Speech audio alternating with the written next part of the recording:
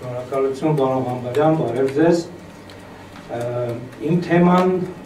ես ինքս չեմ ընտրել, ինձ առաջարկվել է, բայց սիրով եմ ընդունել, որովհետև բավականին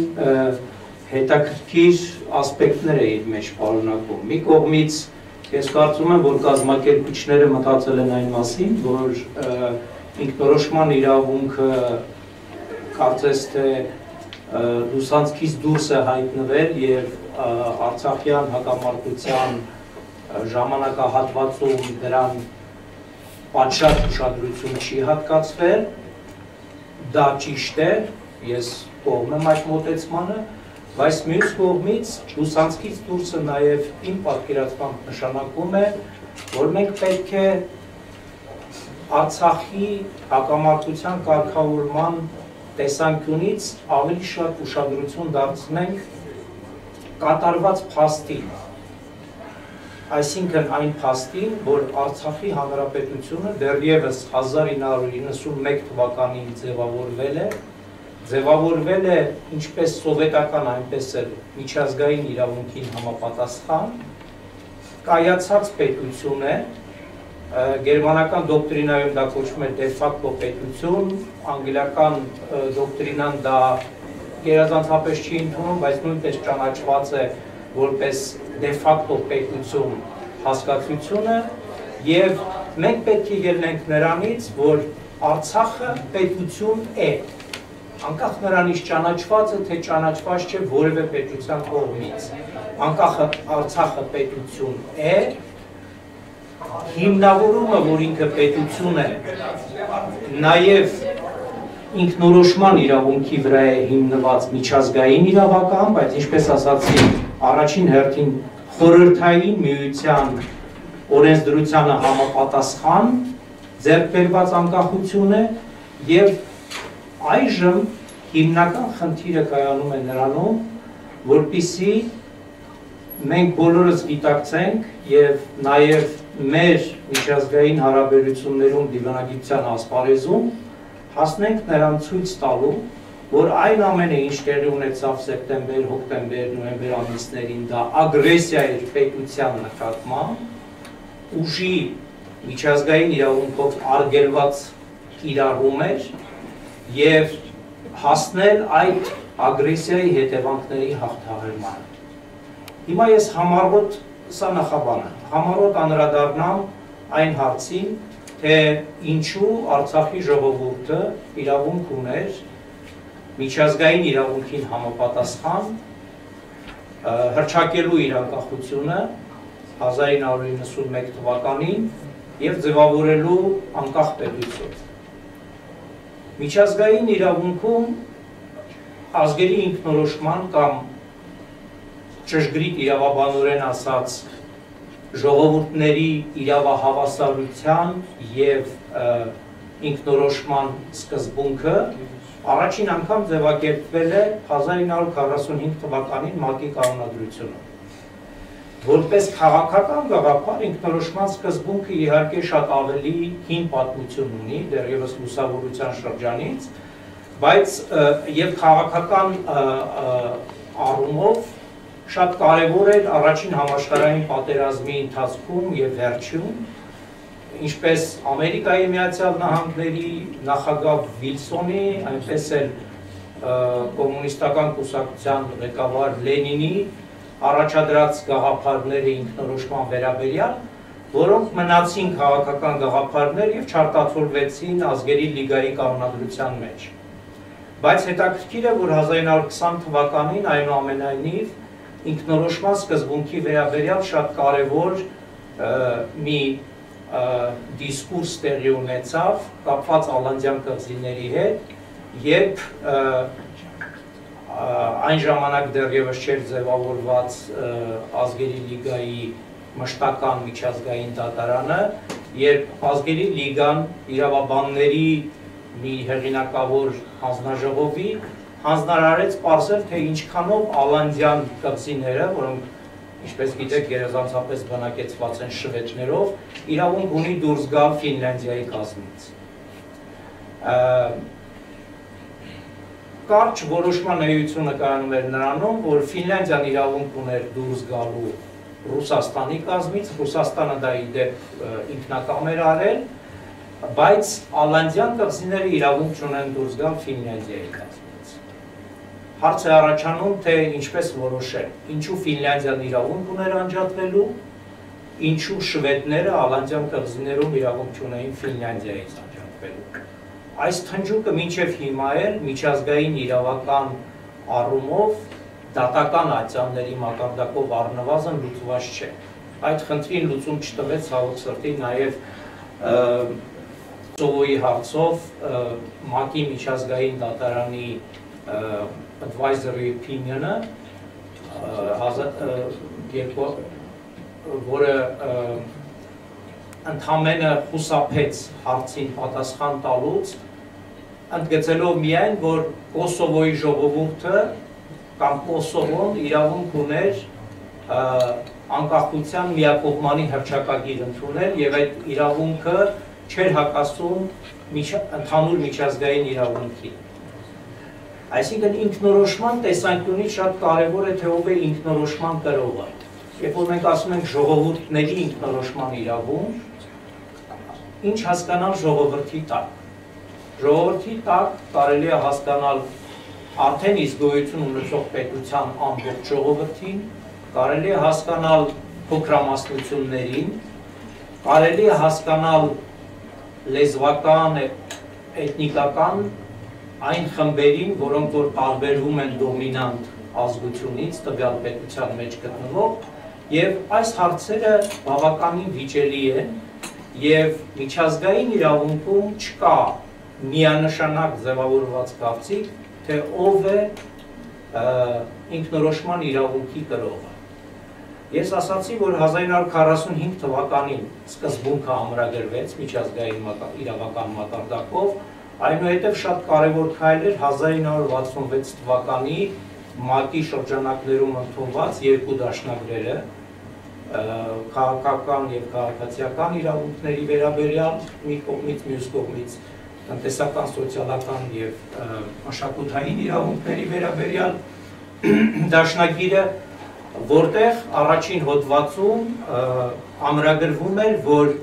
բոլոր ժողովուրդները իրավունք ունեն ինքնորոշման իրավունք ունեն, բայց խնդիրը էլի իրավաբանորեն լուծված չէր, որովհետեւ նորից սուբյեկտի խնդիրը մնաց վիճահարույց։ Կարևոր քայլ էր այդ թնջուկը պարզաբանելու համար 1970 թվականին ընդունված ՄԱԿ-ի կանոնադրությանը համապատասխան պետությունների միջև բարեկամության եւ համագործակցության վերաբերյալ միջազգային իրավունքի սկզբունքների վերաբերյալ հռչակագիրը, որը ընդունվեց ՄԱԿ-ի գլխավոր ասամբլեայի կողմից 1970 թվականի հոկտեմբերի 24-ին, հոկտեմբերի 24-ը պատահական չէր ընտրված, որովհետև այդ օրն էր 1945 թվականին հիմնադրվել ՄԱԿ-ը եւ ըստ էության 20-ամյակի կապակցությամբ ՄԱԿ-ը համաշխարհային հանրությունը փորձ կատարեց իմի բերել ընդհանրացնել միջազգային իրավունքի սկզբունքները եւ այդ հռչակագրում կարևոր քայլ կատարվեց ինքնորոշման իրավունքի սկզբունքի բացահայտման տեսանկյունից։ Կարևոր էր այն առումով, որ մի կողմից այդ հռչակագրում 4-րդ կետում 5-րդ սկզբունքը վերաբերում էր ինքնորոշման իրավունքին, այդ 5-րդ սկզբունքի 4-րդ կետում մատնանշվում էին այն ձևերը, որոնցով կարող է իրականացվել ինքնորոշումը, 4-րդ կետը ասում էր, որ ինքնիշխան եւ անկախ պետության ստեղծումը, անկախ պետությանը ազատորեն միավորումը, կամ դրա հետ ինտեգրումը, կամ ժողովրդի կողմից ցանկացած այլ քաղաքական կարգավիճակի ազատորեն հաստատումը հանդիսանում են ժողովրդի ինքնորոշման իրավունքի իրացման եղանակներ։ Այսինքն հռչակագիրը տալիս էր ըստ էության այն հնարավորությունները, որոնք ընձեռում է ինքնորոշման իրավունքը։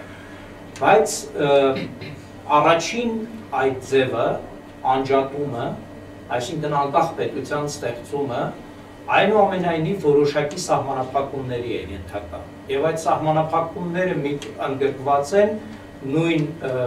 սկզբունքի 7-րդ կետում, որը բավականին բարդ ձևակերպում ունի,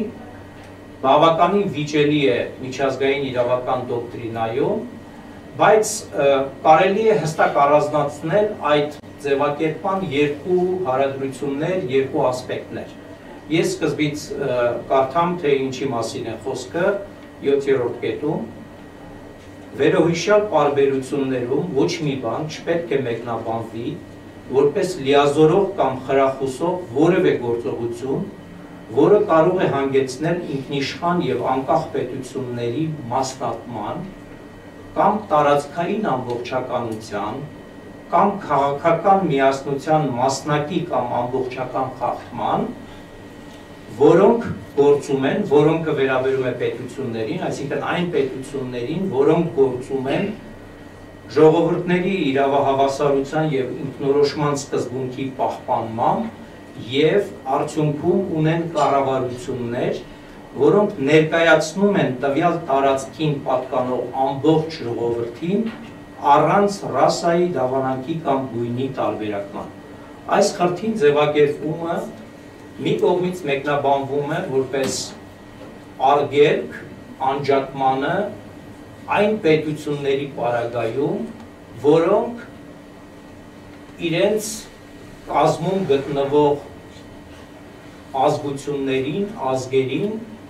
ներկայացնում են ամբողջապես առանց խտրականության կապված ռասայի, դավանանքի կամ գույնի հետ։ Եվ այս դրույթը միջազգային իրավական դոկտրինայում շատերը նաև վերում են որպես փաստարկ անջատման դեմ և այդ առումով կարևոր է սակայն ընդգծել, որ ձևակերպումից տրամաբանորեն ակոնտրարիո փաստարկով բխում է, որ այն պետությունները, որոնք չեն ապահովում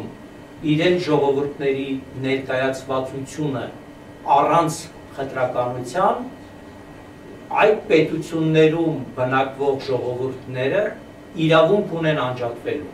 Սա այսպես կոչված remedial secession-ի դոկտրինան է, որը ցավոք սրտի դեռևս մնում է միայն դոկտրինալ մակարդակում, չի ձևավորվել որպես սովորութային միջազգային իրավունք, առավել ևս ոչ որպես իմպերատիվ միջազգային իրավունք, բայց դոկտրինալ մակարդակում չափազանց լայն տարածում է գտել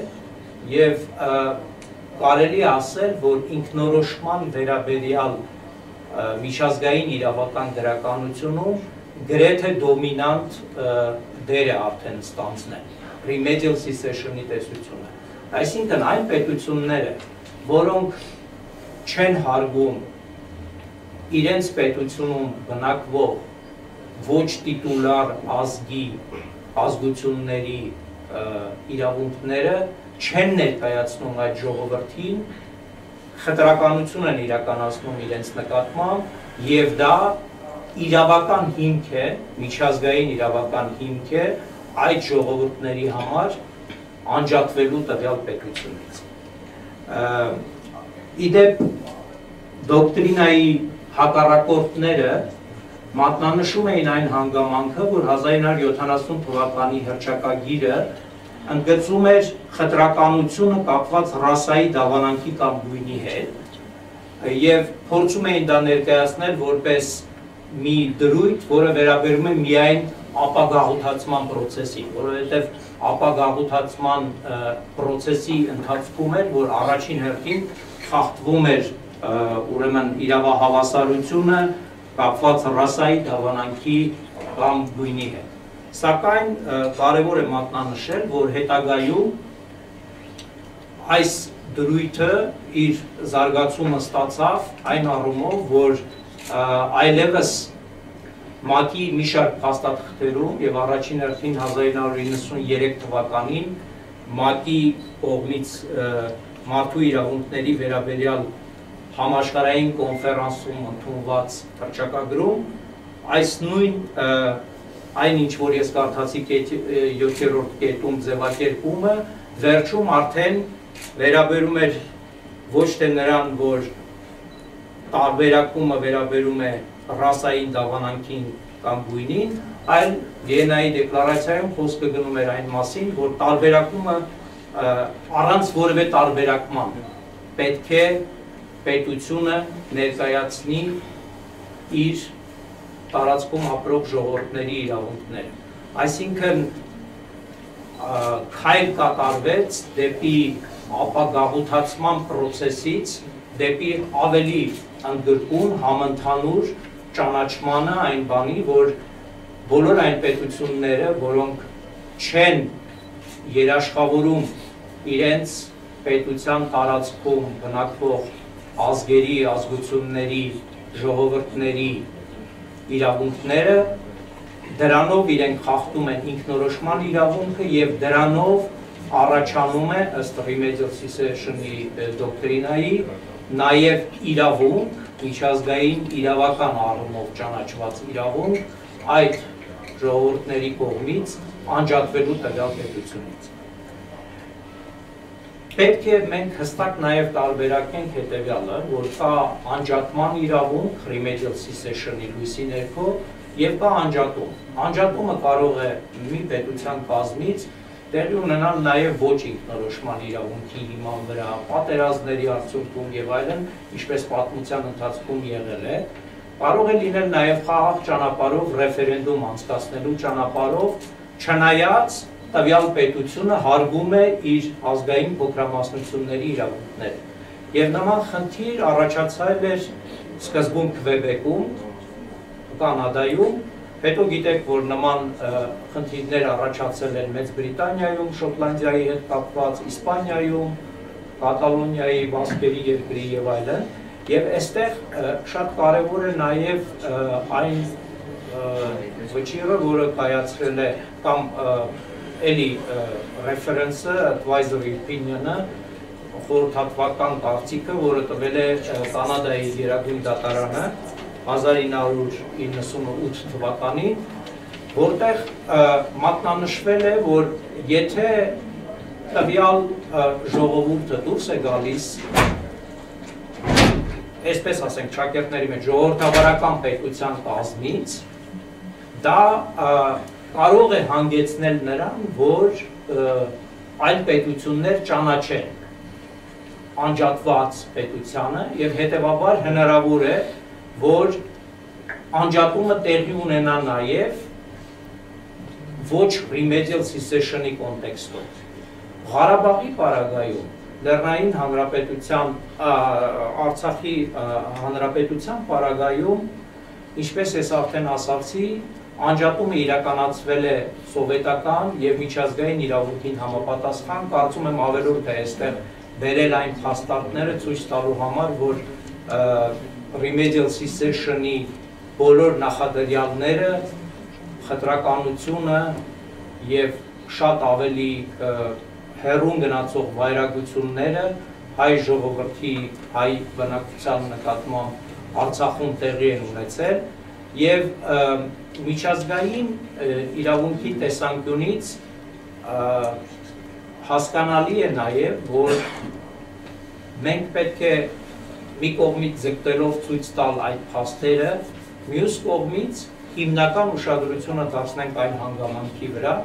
որ Արցախը արդեն իսկ անջատվել է 30 տարի առաջ եւ Արցախը ունի պաշտպանության իրավունք միջազգային իրավունքի տեսանկյունից, այսինքն Արցախը որպես պետություն գտնվում է միջազգային իրավունքի պաշտպանության տակ։ Ուժի չկիրառման սկզբունքը, ուժի կիրառման արգելքը, որը ամրագրված է ՄԱԿ-ի կանոնադրության 2-րդ հոդվածում, 4-րդ մասում, տարածվում է նաև չճանաչված պետությունների վրա։ Եվ այստեղ շատ կարևոր է մատնանշել 1973 թվականի ՄԱԿ-ի գլխավոր ասամբլեայի կողմից ընդունված ագրեսիայի բնորոշման այդ փաստաթուղթը, որտեղ առաջին հոդվածում կցված է մի բացատրական note, explanatory note, որտեղ ասվում է, որ պետության տակ հասկացվում է նաև պետությունը, որը ճանաչված չէ, եւ պետության տակ հասկացվում են նաև այն պետությունները, որոնք որ ՄԱԿ-ի անդամներ չեն հանդիսանում։ Եվ այս տեսանկյունից շատ կարևոր է, որ ուժի չկիրառման արգելքը միջազգային սովորութային իրավունք է եւ մյուս կողմից նաև պայմանագրային իրավունք է Հայաստանի Հանրապետության, Արցախի ու Ադրբեջանի Հանրապետության միջև։ 1994-95 թվականներին կնքված զինադադարի համաձայնագրերը, դրանք 3-ն, ուղղակիորեն նախատեսում են, որ դրանք անժամկետ են եւ արգելում են այդ իմաստով միջազգային իրավունքի տեսանկյունից, որպիսի Ադրբեջանը ուժ կիրառի ինչպես Արցախի Հանրապետության, այնպես էլ Հայաստանի Հանրապետության նկատմամբ։ Այն ինչ որ տեղի ունեցավ անցյալ տարի սեպտեմբեր, հոկտեմբեր, նոյեմբեր ամիսներին միջազգային իրավունքի տեսանկյունից հանդիսանում էր ագրեսիա Արցախի նկատմամբ եւ Հայաստանի Հանրապետության արտաքին քաղաքականության առանցքային հիմնական խնդիրը իմ կարծիքով հիմա պետք է լինի, որպեսզի միջազգային ալցաններում, Մինսկի խմբի ձևաչափով, այլ ձևաչափերում մենք կարողանանք այդ արգումենտացիան առաջ տանել եւ փորձել հասնել այն նպատակին, որ Արցախի Հանրապետությունում մեր կրած կորուստները գոնե միջազգային իրավական առումով դատապարտման ենթարկվեն եւ խնդիր դրվի դեօկուպացնելու այդ տարածքները։ Շնորհակալություն։